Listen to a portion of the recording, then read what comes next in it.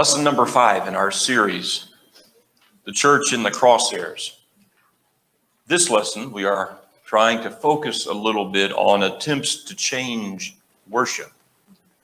And I would like to suggest that the idea of Satan trying to change the way men worship God is nothing new. I mean, he has always done just that.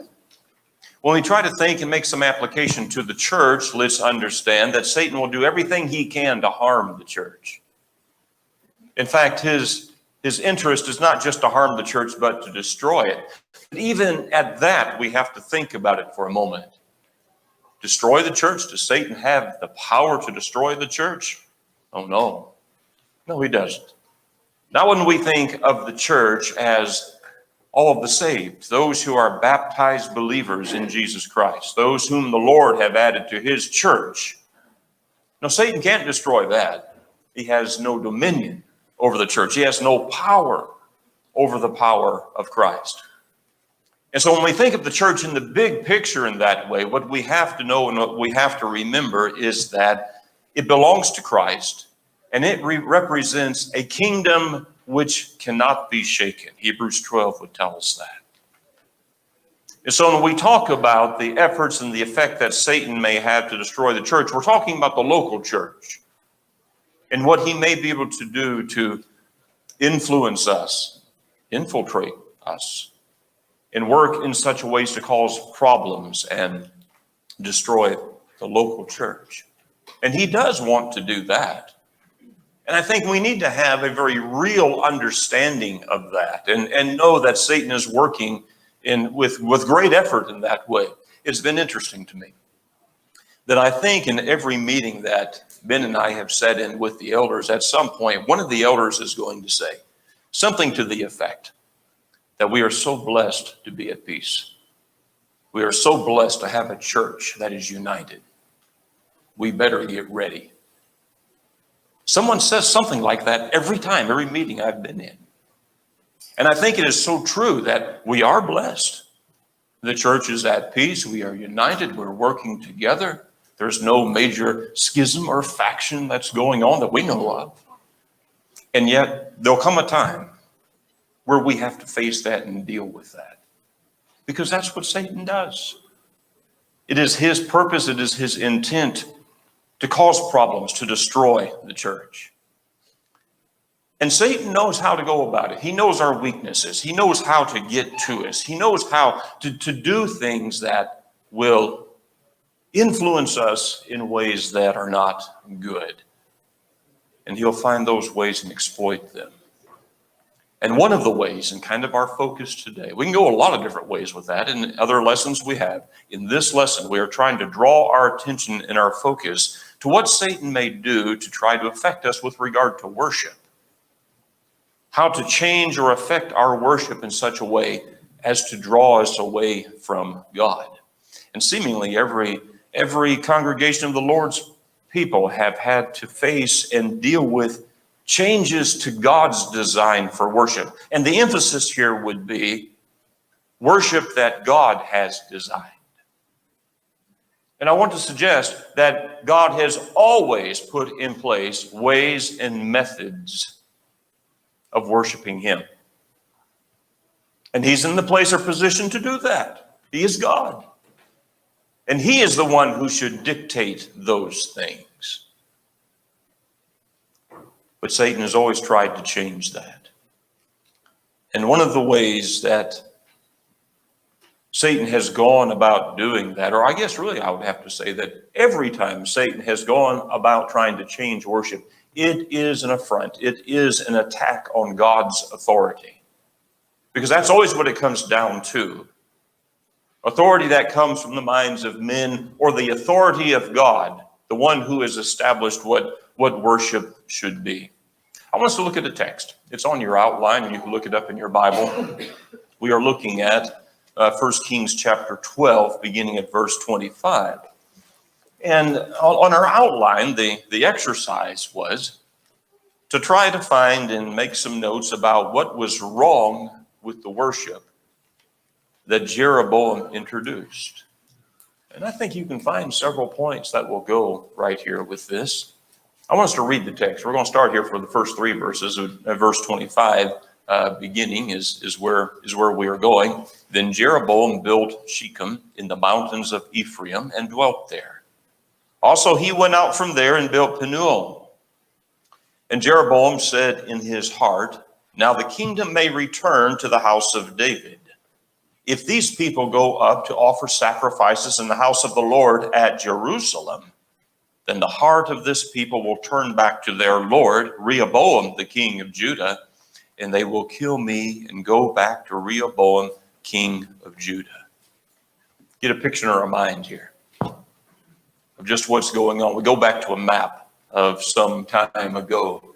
The divided kingdom, the north and the south, Israel and Judah. Jeroboam's in the north. And he knows the issue, the problem is, the concern is that the people in the north are going to go down to Jerusalem down here.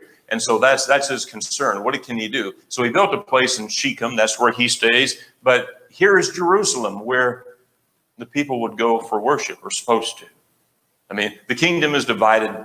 The children of Israel are not where they need to be. I don't know where they're going to go to worship. But those who have any concerns about worshiping as God has dictated would be going to Jerusalem. That's where the priests were at.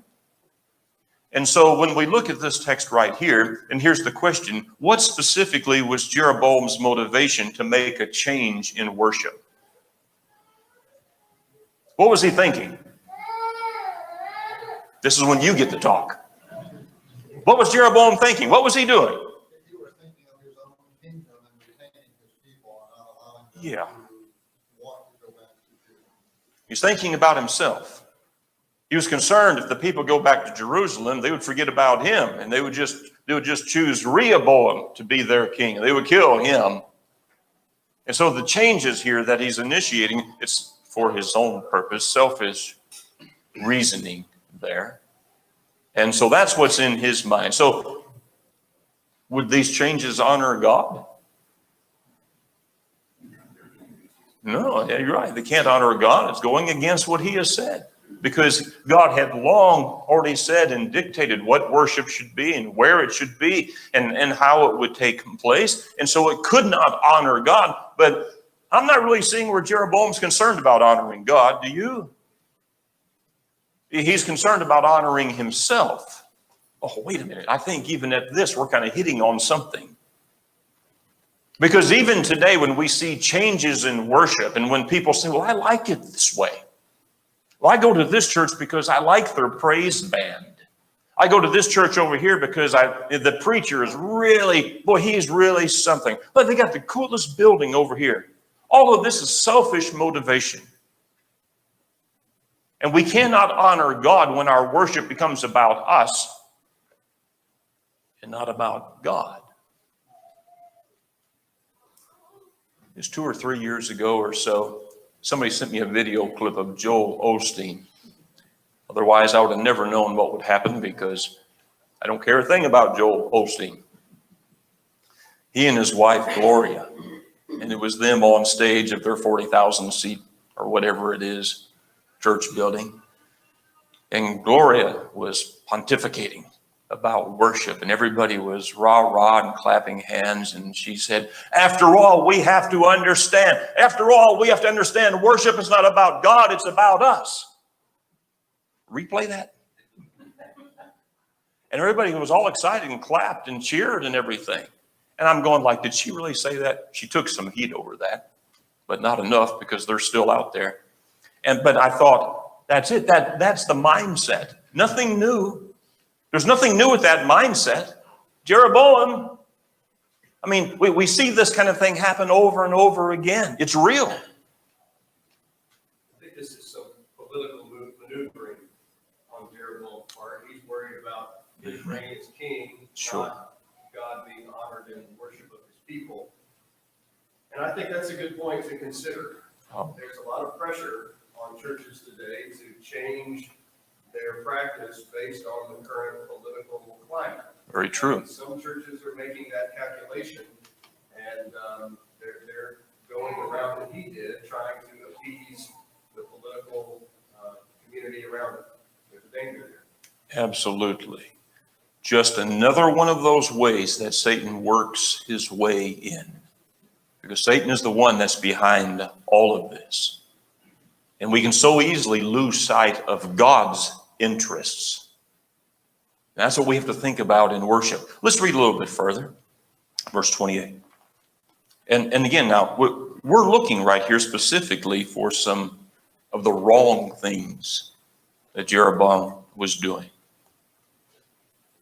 Therefore the king asked advice, made 2 calves of gold, and said to the people, it is too much for you to go up to Jerusalem. Here are your gods, O Israel, which brought you up out of the land of Egypt.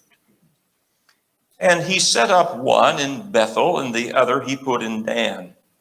Now this thing became a sin, for the people went to worship before the one as far as Dan. And he made shrines on the high places and made priests from every class of people who were not sons of Levi. Jeroboam ordained a feast on the 15th day of the 8th month, like the feast that was in Judah, and offered sacrifices on the altar. And so he did at Bethel, sacrificing to the calves that he had made. And at Bethel he installed the priests of the high places which he had made. So he made offerings on the altar which he had made in Bethel on the 15th day of the 8th month, in the month which he had devised in his own heart. And he ordained a feast for the children of Israel, and offered sacrifices on the altar and burnt incenses. Let's start at the top of that. What's wrong? First thing there on your outline. What was the first thing with the wrong what?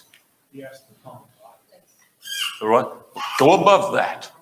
Go above the wrong place. He asked for advice from somebody other than God. He asked advice from the wrong people. What did that result in? The wrong what? The wrong choice. The wrong choice of what? What did he bring out before them? Gods. Golden calves. Idols. I would go back to verse 26. Okay. It had the wrong order. It did. He says in his heart. Absolutely. This is the overall picture. The wrong motivation, the wrong authority. And it led him to choose the wrong gods. What about Jehovah God? Where's the consideration here in the text about what Jehovah God wants? So the first thing, there are multiple answers we can find through this. But the first thing that kind of came to my mind here is the wrong gods, or the wrong God was the problem. And he had gods, Randy. He made priests of every class. Oh, well, you're way down there on the bottom. We're not there yet. The wrong gods. What's it? Wait.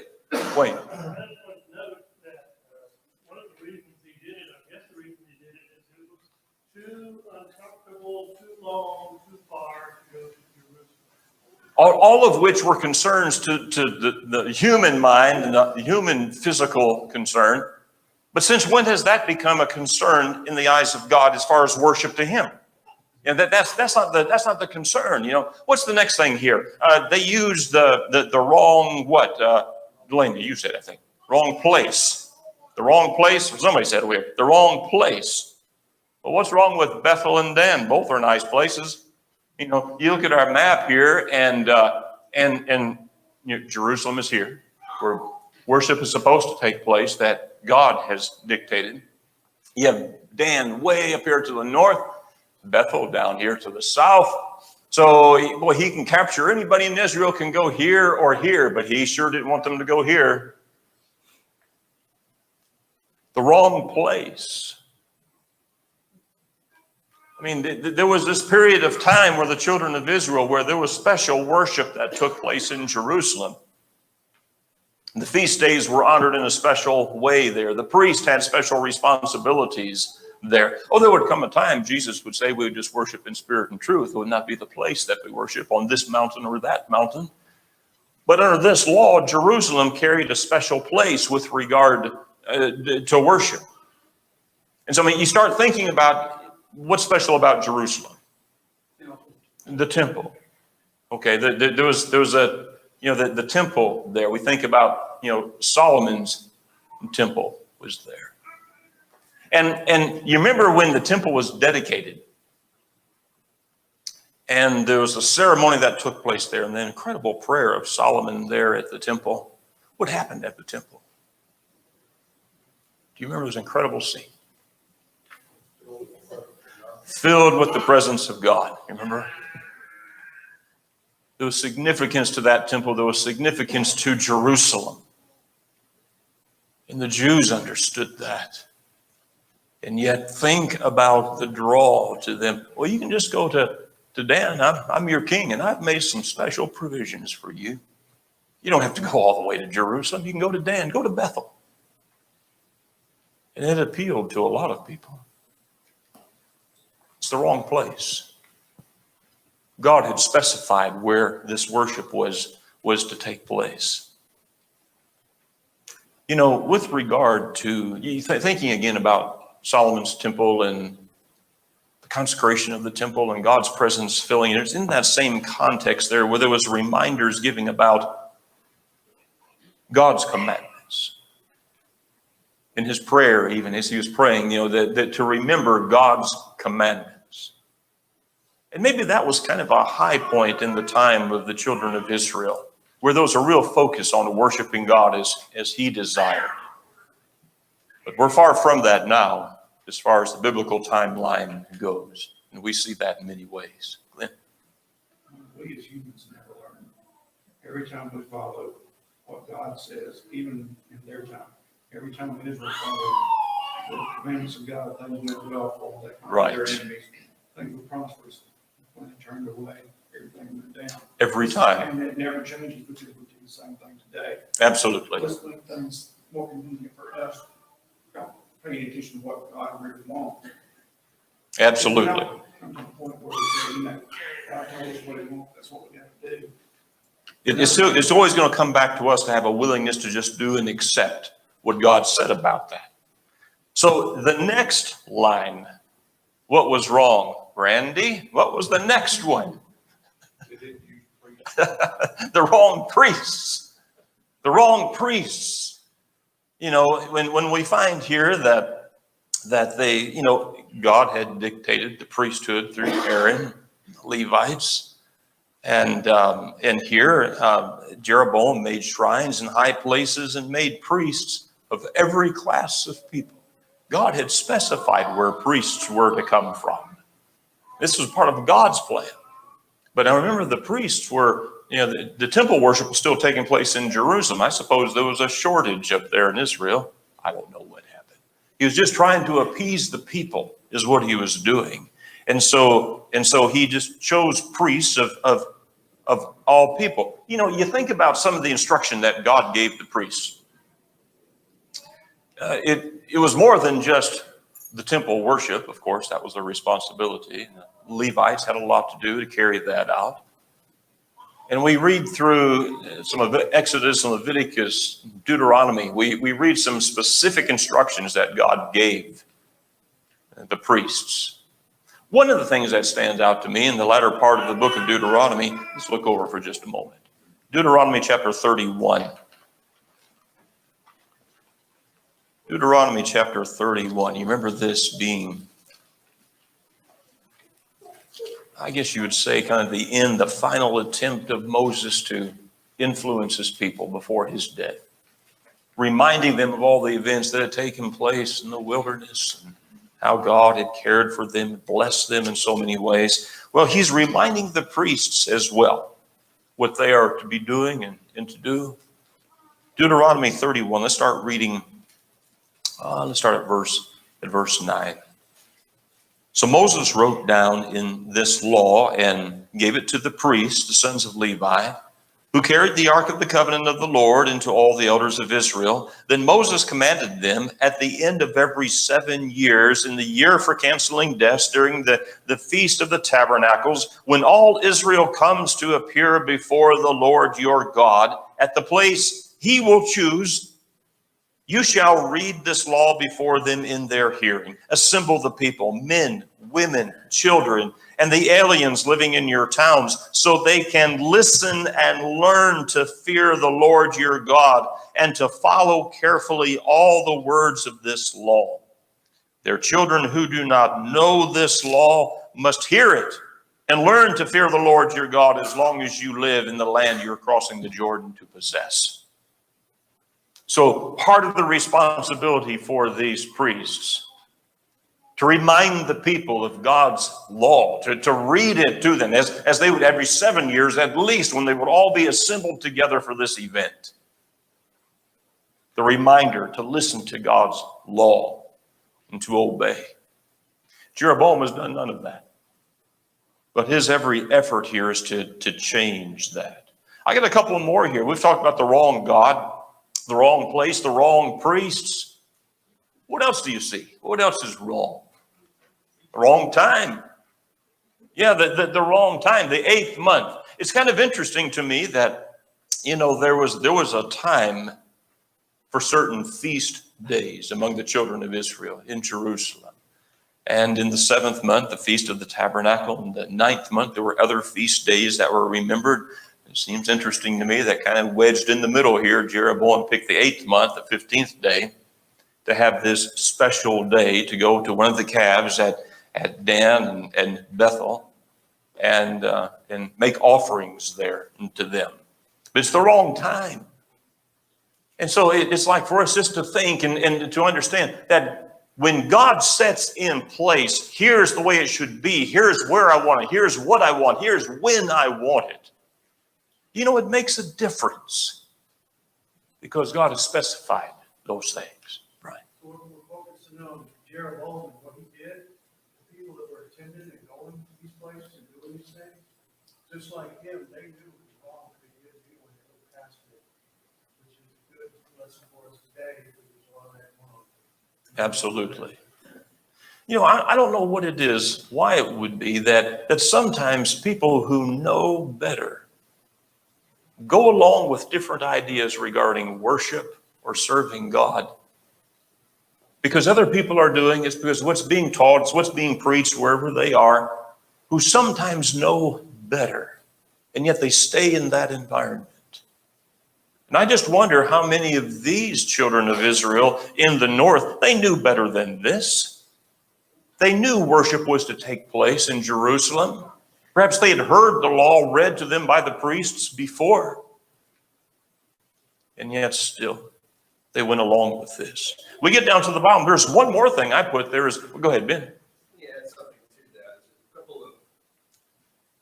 couple of things I think are worth considering. One's been said already, and that's the word convenience. Yeah. Jeroboam said that in verse 28. It's too much for you to go down to Jerusalem. Sure. It's too hard. But people who truly want to worship God the way that he wants to be worshiped, convenience is not even a factor. Sure. We do what he said, whether it's convenient to us or not. The other thing I think is interesting about the feast days, in verse 32, he ordains this feast in the 8th month, and it says it was like the one in the 7th month. Right. It was like that. Yeah.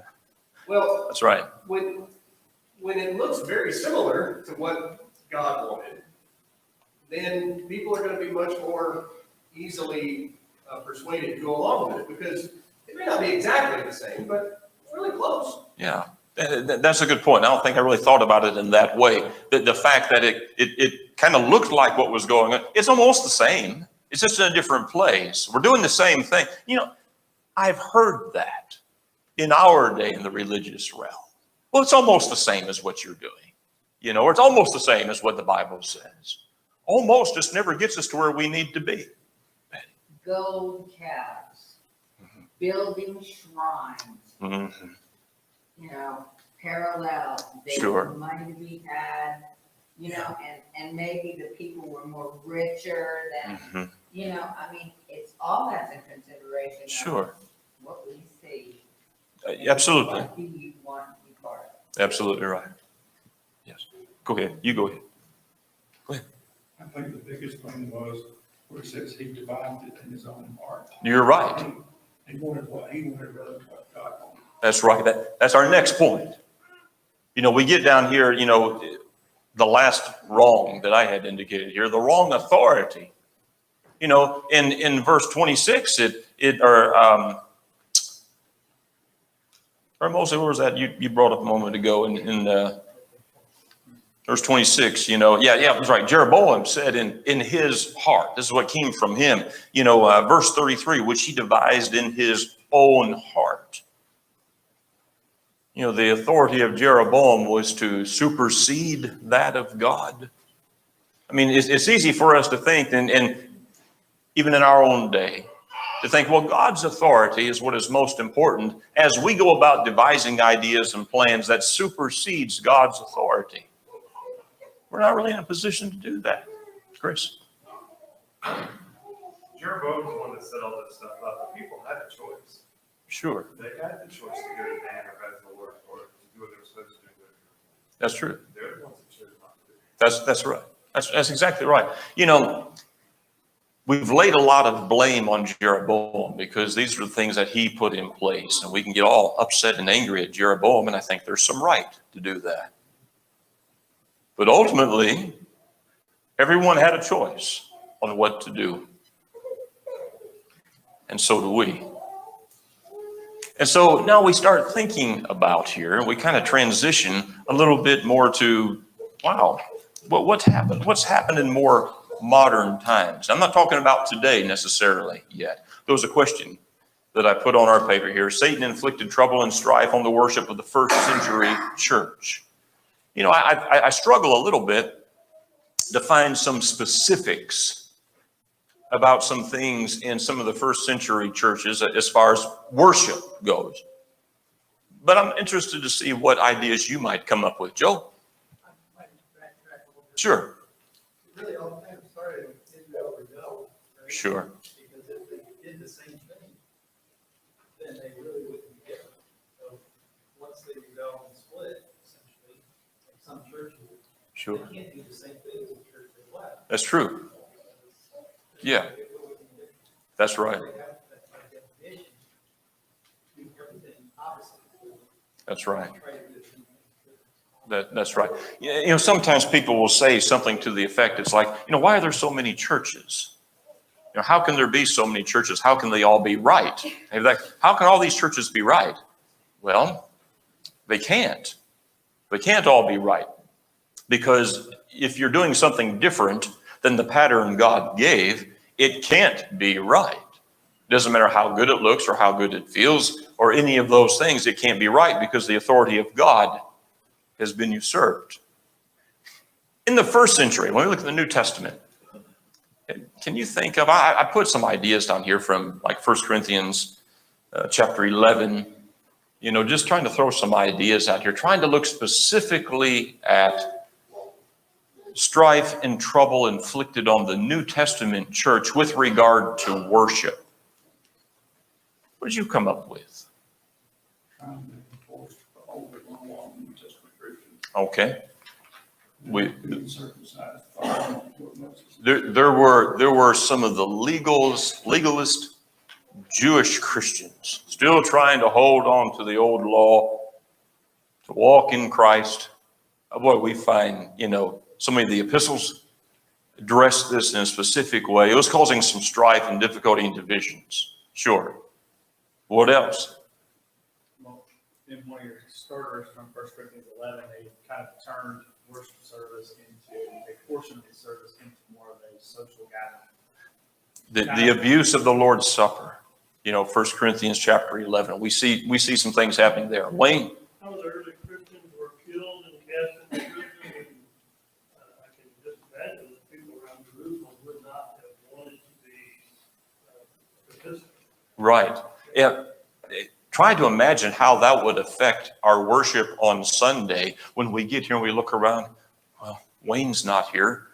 He's in prison, and Brother Mosley, they got him too, and imagine how that would affect our worship.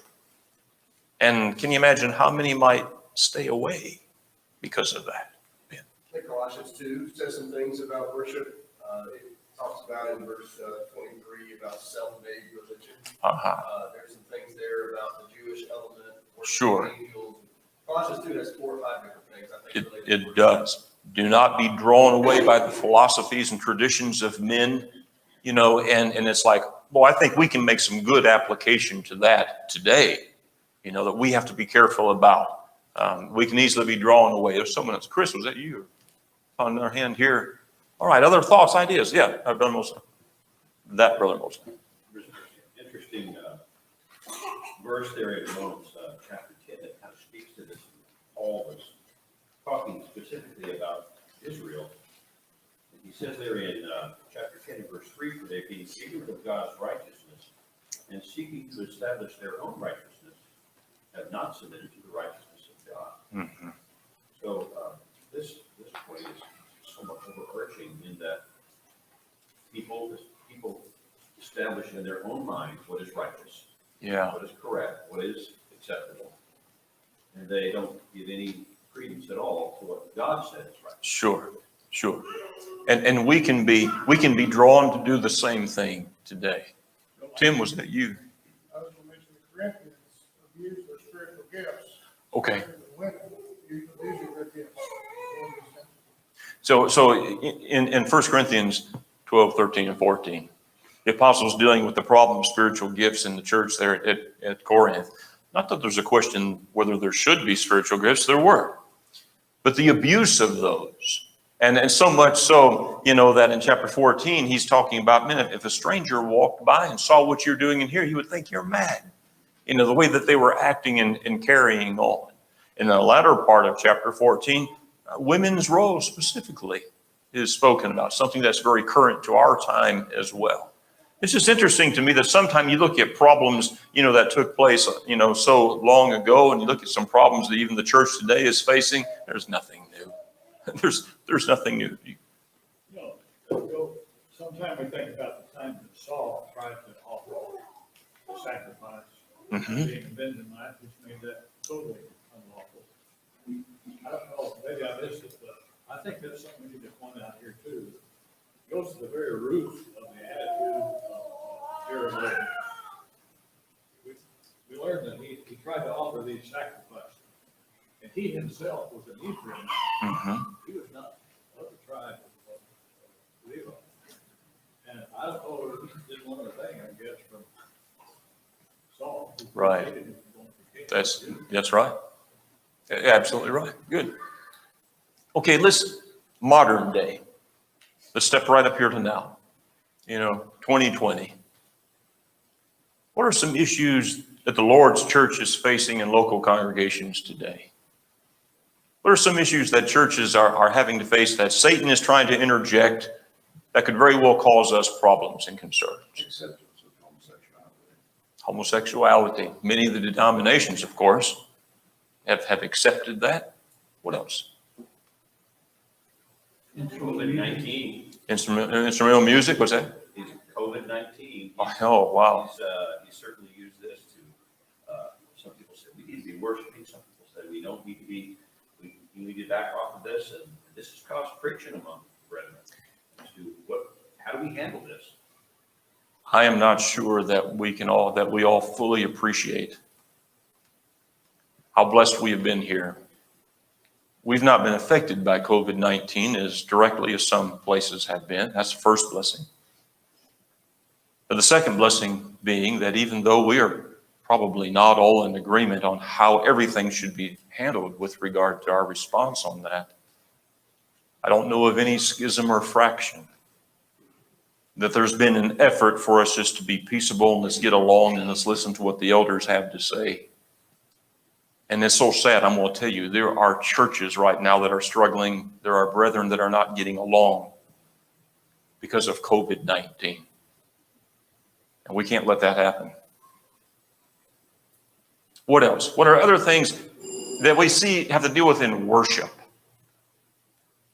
that's happening in some churches that we may have to face and deal with? Women's roles in the church. I mean, among churches of Christ, that is becoming such a real issue in some places. That's right. Arlene? Praise teams for singing. Worship with regard to singing and having praise teams, which choirs and different things, such as that, becoming prevalent in progressive churches of Christ, so-called. The social gospel. The whole aspect of the social gospel, everything is wrapped around social activities. Oh, we should worship some too, kind of an attitude. So very real. See, there are so many things like this that maybe we've not faced or had to deal with directly widespread, here. We could be challenged with these things. And we need to be aware of that. Let's talk quickly about the last thing here, just about, if we were to make an emergency plan on how to deal with issues, let me rephrase that. Let me back up and say, God has given us an emergency plan on how to deal with issues when they arise. And I put 3 starters on here, and just very quickly, our time's almost gone. How should we deal with issues when they arise? What's our first line of defense? Well, the Bible, of course. I mean, that's the baseline. But in this local church, when there's an issue that comes up, what's our first line of defense? Our shepherds. Our shepherds need to be the first who stand up and say, wait a minute. We cannot get carried away with this. I mean, we need shepherds that are going to stand up and say, follow me. And we have to be willing to obey and follow. What else do we have in our arsenal? Preachers. The responsibility of preachers, to be able to stand up and to teach and to do it effectively, to call out issues that need to be addressed. Oh, that's not easy. That's so hard. You think it's hard to hear? Stand up there. Not easy to do. But it has to be done. That's what God has put in place. Shepherds to rule and to have authority and to say, no, this way. Preachers to say, here's what the Bible says. Here's what God said. Here's what we must do. What's the next line of defense? Saints. So we all have responsibility to be able to look at and consider and to be aware of issues that Satan is going to throw our way, and all of us to stand up hand in hand and say, no, not here. When someone tries to bring in a new idea, a new concept, tries to introduce false doctrine, arms locked, we need to say, no, that's not going to happen here. And this is the line of defense that God has put in place. We have to understand Satan will do everything he can to inflict damage and to destroy the local church. But God's plan is better. And we can overcome any issues that Satan throws our way. Thank you so much for being here this morning, for your good comments.